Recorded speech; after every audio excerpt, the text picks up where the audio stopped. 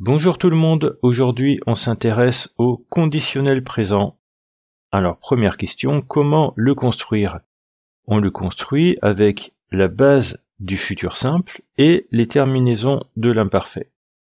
Par exemple, le verbe aller, au futur ça fait j'irai, la base c'est ir, hier, et la terminaison ai.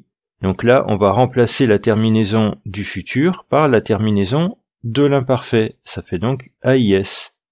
Je rappelle les terminaisons de l'imparfait, c'est AIS, AIS, AIT, comme je mangeais, tu mangeais, il mangeait, IONS, IEZ, AIENT. Nous mangions, vous mangiez, il mangeait. Donc ces terminaisons, on les ajoute au radical du futur. Pour le verbe aller, ça fait donc j'irai, AIS. Tu irais, il ou elle irait, nous irions, vous iriez, il ou elle irait, AIENT. Autre exemple, le verbe finir. Au futur, ça fait je finirai, AI. Donc là, on enlève le AI et on ajoute à la place les terminaisons de l'imparfait, donc AIS, AIS, AIT, etc. Je finirai, tu finirais, il finirait, nous finirions, vous finiriez, et il finirait ou elle finirait. Quand l'utiliser, ce conditionnel? Il s'emploie dans différentes situations. La première, ce sera pour demander quelque chose poliment.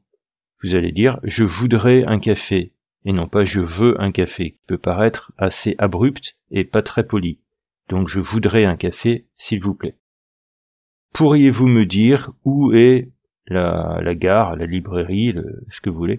Pourriez-vous, c'est une façon plus polie de demander quelque chose.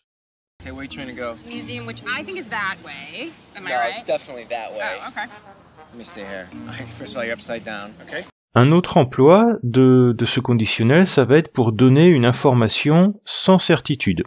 On n'est pas complètement sûr que c'est bel et bien le cas. Par exemple, le roi serait hospitalisé. Si on en est sûr, on va dire le roi est, EST, est hospitalisé. Mais là, on dit que, on pense que, mais ça n'est pas confirmé, on va dire le roi serait hospitalisé. De même, il pourrait pleuvoir demain. On n'est pas certain, on pense que, mais on n'a pas une certitude à 100%, on utilise le conditionnel. Le troisième cas, on l'utilise pour parler d'une action qui aura lieu à condition qu'une autre action hypothétique ait pu avoir lieu avant. Alors je ne sais pas si cette phrase vous aide, ça paraît un peu compliqué. On va prendre un exemple, c'est beaucoup plus simple. Si elle gagnait au loto, elle s'achèterait une voiture de sport. Donc s'acheter une voiture de sport, c'est l'action qui va avoir lieu à condition que l'autre action, c'est-à-dire gagner au loto, ait eu lieu avant. Il faut d'abord gagner au loto et en conséquence, on va pouvoir s'acheter une voiture de sport.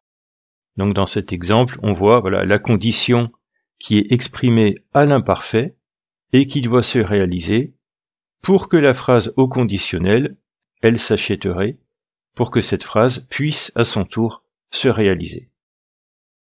Autre exemple, si je parlais chinois, j'irais vivre à Shanghai.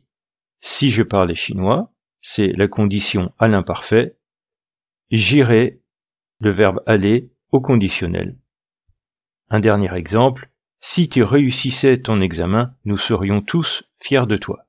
Si tu réussissais, c'est la condition exprimée à l'imparfait, et la conséquence, c'est que nous serions tous, le verbe être, au conditionnel.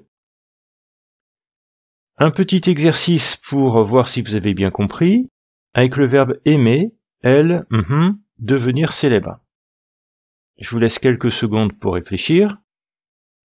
Vous appuyez sur pause si vous voulez avoir plus de temps. Elle aimerait devenir célèbre. Un peu plus compliqué avec deux verbes à conjuguer. Si, le verbe avoir, un chat, je, le verbe jouer, avec lui tous les jours. La réponse, si j'avais un chat, rappelez-vous, avec le si on utilise l'imparfait. Si j'avais un chat, je jouerais, là le verbe est au conditionnel, je jouerais avec lui tous les jours. Troisième phrase, si vous, le verbe rencontrer une star, est-ce que vous lui demandez un autographe? On réfléchit un petit peu, et ça fait quoi? Ça fait si vous rencontriez une star. Là, le verbe rencontrer, il est bel et bien à l'imparfait. Hein. On a l'impression, peut-être à cause du R, que c'est un conditionnel, mais non, parce que l'infinitif c'est rencontrer, T-R-E-R, donc l'imparfait ce sera rencontrier.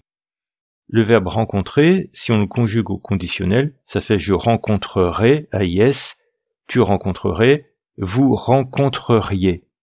Donc là, c'est bel et bien de l'imparfait. Si vous rencontriez une star, est-ce que vous lui demanderiez, cette fois c'est un conditionnel, vous lui demanderiez un autographe?